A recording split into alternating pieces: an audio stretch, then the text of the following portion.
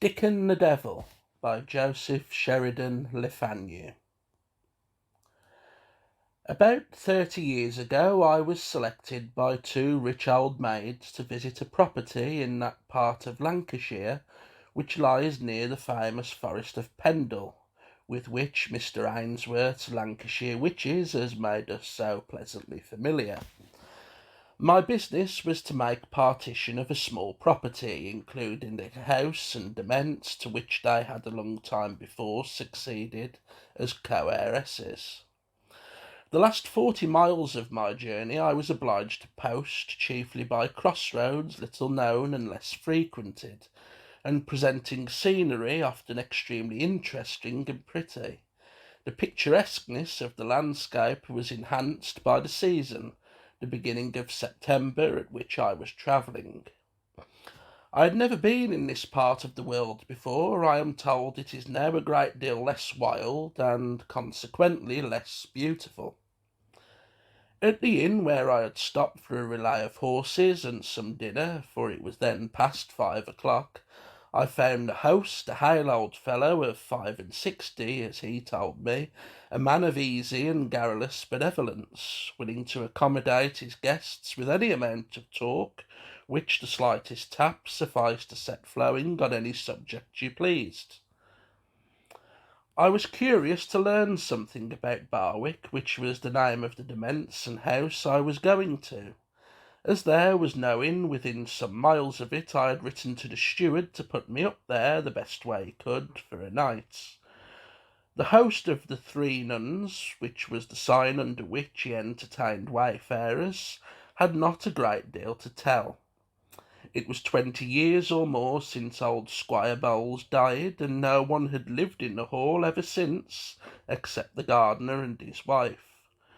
Tom Windsor will be as old a man as myself, but he's a bit taller, and not so much in flesh quite, said the fat innkeeper.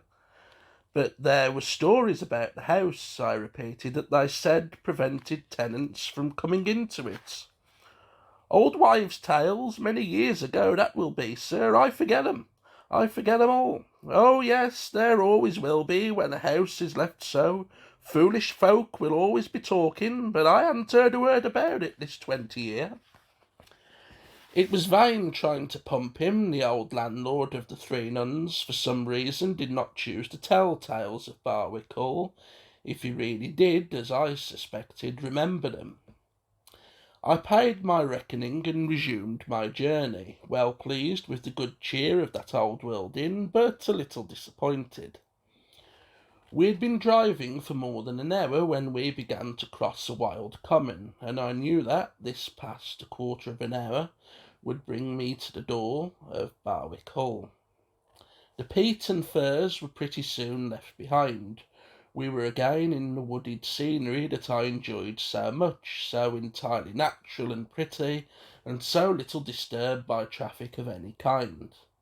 I was looking from the chaise window, and soon detected the object of which, for some time, my eye had been in search. Barwick Hall was a large, quaint house of that cagework fashion known as black and white, in which the bars and angles of an old oak framework contrast, black as ebony, with the white plaster that overspreads the masonry built into its interstices. This steep-roofed Elizabethan house stood in the midst of park-like grounds of no great extent, but rendered imposing by the noble stature of the old trees that now cast their lengthening shadows eastward over the sward from the declining sun. The park wall was grey with age, and in many places laden with ivy. In deep grey shadow that contrasted with the dim fires of evening reflected on the foliage above it, in a gentle hollow stretched a lake that looked cold and black, and seemed, as it were, to skulk from observation with a guilty knowledge. I had forgot that there was a lake at Barwick, but the moment this caught my eye, like the cold polish of a snake in the shadow, my instinct seemed to recognise something dangerous, and I knew that the lake was connected, I could not remember how, with the story I had heard of this place in my boyhood. I drove up a grass-grown avenue under the boughs of these noble trees, whose foliage, dyed in autumnal red and yellow, returned the beams of the western sun gorgeously. We drew up at the door. I got out and had a good look at the front of the house. It was a large and melancholy mansion with signs of long neglect upon it.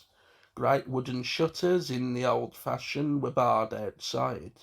Across the windows grass and even nettles were growing thick on the courtyard, and a thin moss streaked the timber beams.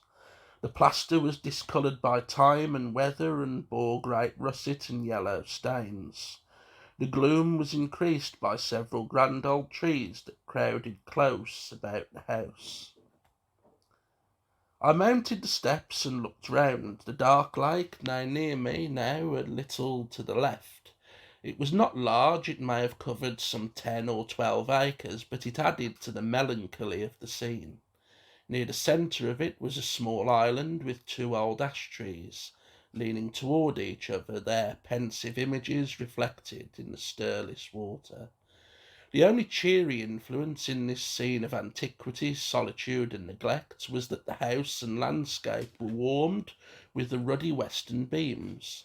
I knocked, and my summons resounded hollow and ungenial in my ear, and the bell from far away returned a deep-mouthed and surly ring, as if it resented being roused from a score-years' slumber.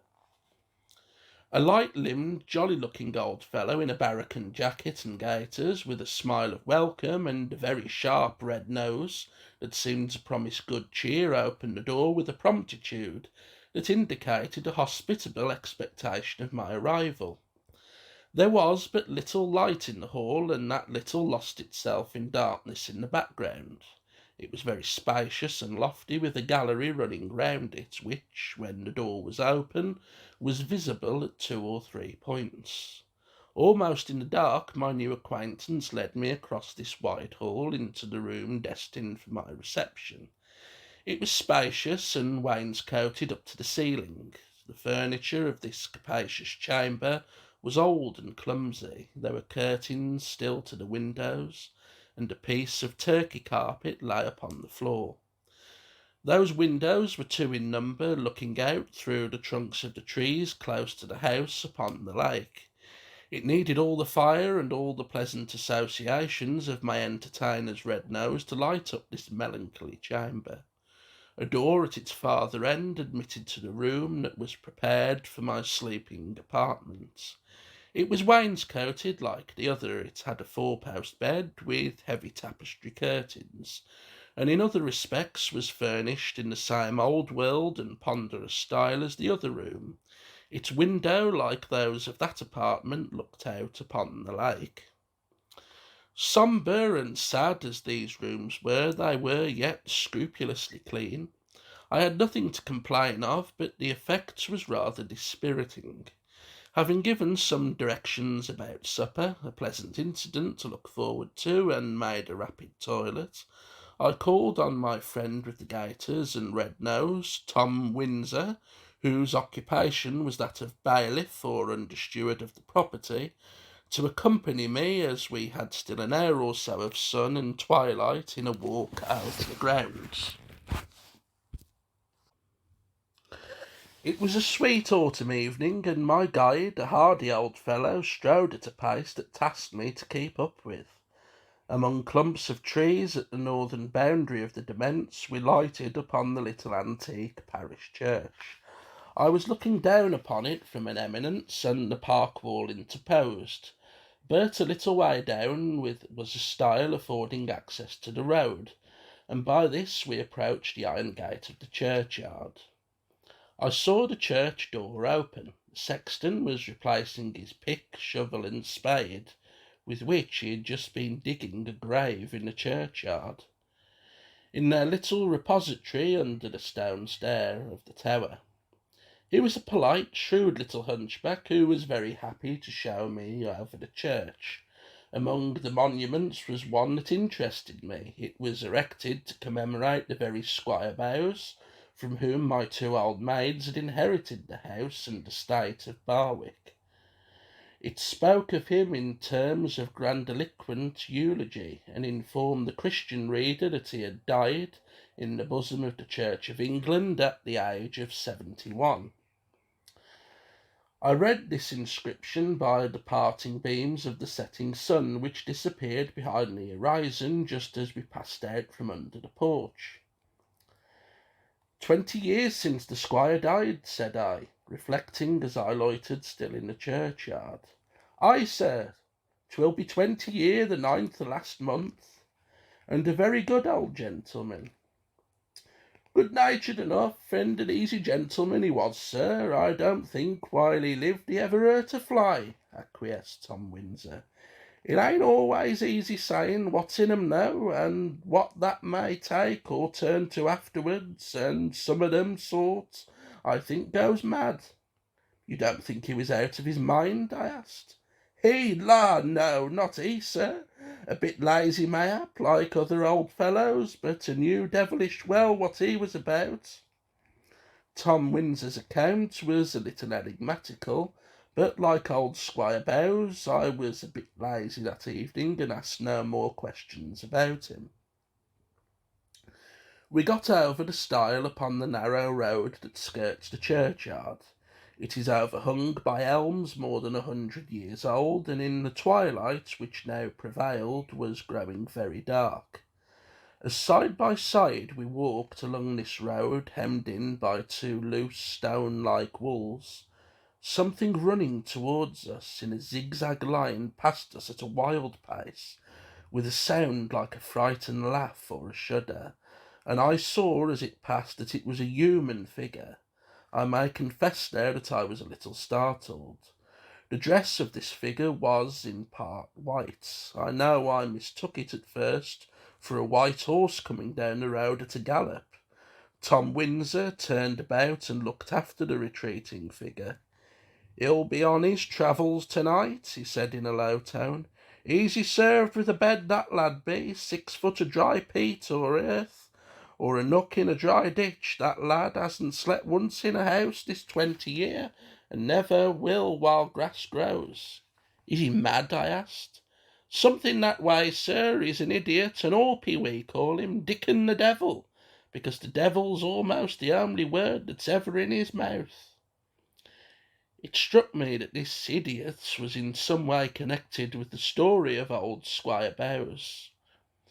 Queer things are told of him, I dare say, I suggested. More or less, sir, more or less. Queer stories, some. 20 years since he slept in a house. That's about the time the squire died, I continued. So it will be, sir, and not very long after.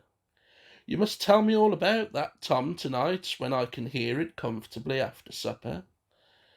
Tom did not seem to like my invitation, and looking straight before him as we trudged on, he said, You see, sir, the house has been quiet, and nowt's been troubling folk inside the walls or out, all round the woods of Barwick, this 10 year or more, and my old woman down there is clear against talking about such matters, and thinks it best, and so do I, to let sleeping dogs be. He dropped his voice towards the close of the sentence and nodded significantly. We soon reached a point where he unlocked a wicket in the park wall by which we entered the grounds of Barwick once more. The twilight deepening over the landscape, the huge and solemn trees, and the distant outline of the haunted house exercised a sombre influence on me, which, together with the fatigue of a day of travel and the brisk walk we had had, disinclined me to interrupt the silence in which my companion now indulged. A certain air of comparative comfort on our arrival in great measure dissipated the gloom that was stealing over me. Although it was by no means a cold night, I was very glad to see some wood blazing in the grate, and a pair of candles aiding the light of the fire made the room look cheerful. A small table with a very white cloth and preparations for supper was also a very agreeable object. I should have liked very well under these influences to have listened to Tom Windsor's story, but after supper I grew too sleepy to attempt to lead him to the subject, and after yawning for a time, I found there was no use in contending against my drowsiness. So I betook myself to my bedroom, and by 10 o'clock was fast asleep. What interruption I experienced that night I shall tell you presently. It was not much, but it was very odd. By next night I had completed my work at Barwick. From early morning till then I was so incessantly occupied and hard worked that I had no time to think over the singular occurrence to which I have just referred. Behold me, however, at length once more seated at my little supper table, having ended a comfortable meal. It had been a sultry day, and I had thrown one of the large windows up as high as it would go. I was sitting near it with my brandy and water at my elbow, looking out into the dark. There was no moon, and the trees that are grouped about the house make the darkness round it supernaturally profound on such nights. "Tom," said I, so soon as the jug of hot punch I had supplied him with began to exercise its genial and communicative influence, "you must tell me who beside your wife and you and myself slept in the house last night." Tom, sitting near the door, set down his tumbler and looked at me askance, while you might count 7 without speaking a word. "Who else slept in the house?" he repeated very deliberately. "Not a living soul, sir," and he looked hard at me, still evidently expecting something more. "That is very odd," I said, returning his stare and feeling really a little odd. "You are sure you were not in my room last night?" "Not till I came to call you, sir, this morning. I can make oath of that." "Well," said I, "there was someone there. I can make oath of that. I was so tired I could not make up my mind to get up, but I was waked by a sound that I thought was someone flinging down the 2 tin boxes in which my papers were locked up violently on the floor. I heard a slow step on the ground, and there was light in the room. Although I remembered having put out my candle, I thought it must have been you who had come in for my clothes and upset the boxes by accident. Whoever it was, he went out, and the light with him. I was about to settle again, when the curtain, being a little open at the foot of the bed, I saw a light on the wall opposite, such as a candle from outside would cast if the door were very cautiously opening. I started up in bed, drew the side curtain, and saw that the door was opening and admitting light from outside. It is close, you know, to the head of the bed. A hand was holding on the edge of the door and pushing it open, not a bit like yours. A very singular hand. Let me look at yours." He extended it for my inspection. "Oh no, there's nothing wrong with your hand. This was differently shaped, fatter, and the middle finger was stunted and shorter than the rest, looking as if it had once been broken, and the nail was crooked like a claw. I called out, 'Who's there?' and the light and the hand were withdrawn, and I saw and heard no more of my visitor." "So sure as you're a living man, that was him!" exclaimed Tom Windsor, his very nose growing pale, and his eyes almost starting out of his head. "Who?" I asked. "Old Squire Bowes. 'Twas his hand you saw. The Lord a mercy on us!" answered Tom. "The broken finger and the nail bent like a hoop. Well for you, sir, he didn't come back when you called that time. You came here about them Miss Dimmock's business, and he never meant that they should have a foot of ground in Barwick, and he was making a will to give it away quite different when death took him short. He never was uncivil to no one, but he couldn't abide them ladies. My mind misgave me when I heard 'twas about their business you were coming, and now you see how it is. He'll be at his old tricks again." With some pressure and a little more punch, I induced Tom Windsor to explain his mysterious allusions by recounting the occurrences which followed the old squire's death. "Squire Bowes of Barwick died without making a will, as you know," said Tom. and all the folk round were sorry, that is to say, sir, as sorry as folk will be for an old man who has seen a long tale of years, and has no right to grumble that death has knocked an hour too soon at his door. The squire was well liked, he was never in a passion or said a hard word, and he would not hurt a fly, and that made what happened after his decease the more surprising. The first thing these ladies did when they got the property was to buy stock for the park. It was not wise in any case to graze the land on their own account, but they little knew all that they had to contend with. Before long something went wrong with the cattle. First one and then another took sick and died, and so on till the loss began to grow heavy. Then queer stories, little by little, began to be told.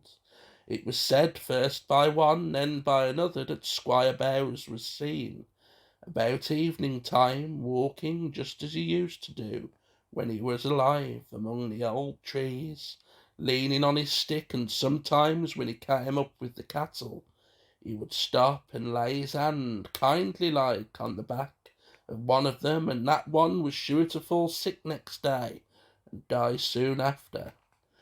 No one ever met him in the park or in the woods, or ever saw him except a good distance off, but they knew his gait and his figure well, and the clothes he used to wear, and they could tell the beast he laid his hand on by its colour, white, dun, or black, and that beast was sure to sicken and die. The neighbours grew shy of taking the path over the park, and no one liked to walk in the woods or come inside the bounds of Barwick, and the cattle went on sickening and dying as before. At that time there was one Thomas Pike, who had been a groom to the old squire, and he was in care of the place, and was the only one who used to sleep in the house. Tom was vexed hearing these stories, which he did not believe the half of them, and more especial as he could not get man or boy to herd the cattle, all being afeard. So he wrote to Matlock in Derbyshire for his brother Richard Pike, a clever lad, and one that knew now to the story of the old squire walking. Dick came, and the cattle was better. Folk said they could still see the old squire sometimes walking as before in openings of the wood, with his stick in his hand. But he was shy of coming nigh the cattle, whatever his reason might be, since Dickon Pike came, and he used to stand a long bit off looking at them, with no more stir in him than a trunk of one of them old trees, for an hour at a time, till the shape melted away, little by little, like the smoke of a fire that burns out. Tom Pike and his brother Dickon, being the only living souls in the house, lay in the big bed in the servants' room, the house being fast barred and locked, one night in November. Tom was lying next the wall, and he told me, as wide awake as ever he was at noonday, his brother Dickon lay outside and was sound asleep. Well, as Tom lay thinking, with his eyes turned towards the door, it opened slowly, and who should come in but old Squire Bowes, his face looking as dead as he was in his coffin. Tom's very breath left his body, he could not take his eyes off him, and he felt the air rising up on his head. The squire came to the side of the bed and put his arms under Dickon, and lifted the boy in a dead sleep all the time, and carried him out so at the door. Such was the appearance to Tom Pike's eyes, and he was ready to swear to it anywhere. When this happened, the light, wherever it came from, all on a sudden went out, and Tom could not see his own hand before him. More dead than alive, he lay till daylight. Sure enough, his brother Dickon was gone. No sign of him could be discovered about the house, and with some trouble he got a couple of the neighbours to help him to search the woods and grounds. Not a sign of him anywhere. At last one of them thought of the island in the lake, but the little boat was moored to the old post at the water's edge. In they got now, with small hope of finding him there. Find him, nevertheless, they did, sitting under the big ash tree, quite out of his wits, and to all their questions he answered nothing but one cry: "Bowes the devil! See him, bows the devil. An idiot they found him, and so he will be till God sets all things right. No one could ever get him to sleep under roof tree more. He wanders from house to house while daylight lasts, and no one cares to lock the harmless creature in the workhouse. And folk would rather not meet him after nightfall, for they think where he is, there may be worse things near. A silence followed Tom's story. He and I were alone in that large room. I was sitting near the open window looking into the dark night air. I fancied I saw something white move across it, and I heard a sound like low talking that swelled into a discordant shriek. "Ooh, ooh, ooh, bows the devil over your shoulder! Ooh, ah!" I started up and saw by the light of the candle with which Tom strode to the window the wild eyes and blighted face of the idiot, as with a sudden change of mood he drew off, whispering and tittering to himself, and holding up his long fingers and looking at the tips like a hand of glory. Tom pulled down the window. The story and its epilogue were over. I confess I was rather glad when I heard the sound of the horses' hoofs on the courtyard a few minutes later, and still gladder when, having bidden Tom a kind farewell, I had left the neglected house of Barwick a mile behind me.